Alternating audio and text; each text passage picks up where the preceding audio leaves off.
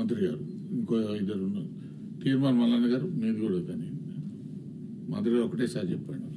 Sir ధన్యవాదాలు sir. మొదటిసారిగా ఈ సభలో మాట్లాడే అవకాశం కల్పించినటువంటి తమరికి కృతజ్ఞతలు తెలియజేస్తూ, సార్ పెద్దలు జీవన్ రెడ్డి గారు చెప్పినట్టుగా గంధమల్ల రిజర్వాయర్కి సంబంధించినటువంటి అంశం సుదీర్ఘకాలంగా పెండింగ్లో ఉంది సార్. అది నా సొంత మండలంలో ఉన్నటువంటి ప్రతిపాదిత రిజర్వాయర్ సార్.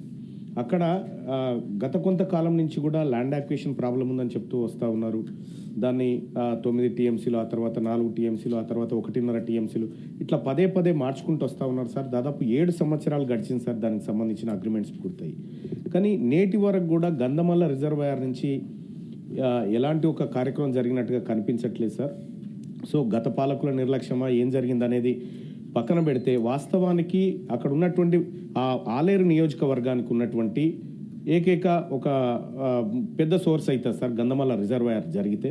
సో ఆ గంధమల్ల రిజర్వాయర్ని నిజంగా ఇప్పుడు గత పాలకులు చేసినటువంటి నిర్లక్ష్యాన్ని సరిదిద్దుతూ ప్రస్తుత ప్రభుత్వం, ప్రజాప్రభుత్వం దీన్ని ముందుకు తీసుకుపోయి ల్యాండ్ యాక్విజిషన్ ఇబ్బందులు లేకుండా, ఎందుకంటే ఇప్పటికే మనం ఆ వీరారెడ్డిపల్లి, గంధమల్ల అనేటువంటి అంశాలను కుదించుకుంటూ వస్తూ ఉన్నాం. ల్యాండ్ యాక్విజిషన్ విషయాలు కానీ, టవర్స్ విషయంలో కానీ చాలా కుదించుకుంటూ వస్తూ ఉన్నాం సార్. దాన్ని త్వరితగతిన పూర్తి చేయడం కోసం ఏదైతే మేడిగడ్డ గురించి పెద్దలు జీవన్ రెడ్డి గారు ఎట్లయితే చెప్పినారో, సేమ్ గంధమల్ల రిజర్వాయర్ కూడా ఈ ఇంకేమైనా అలొకేషన్స్ ఉంటే కూడా ఈ బడ్జెట్లో కేటాయించాలని తమరి ద్వారా మంత్రి గారికి విజ్ఞప్తి చేస్తున్నాను సార్.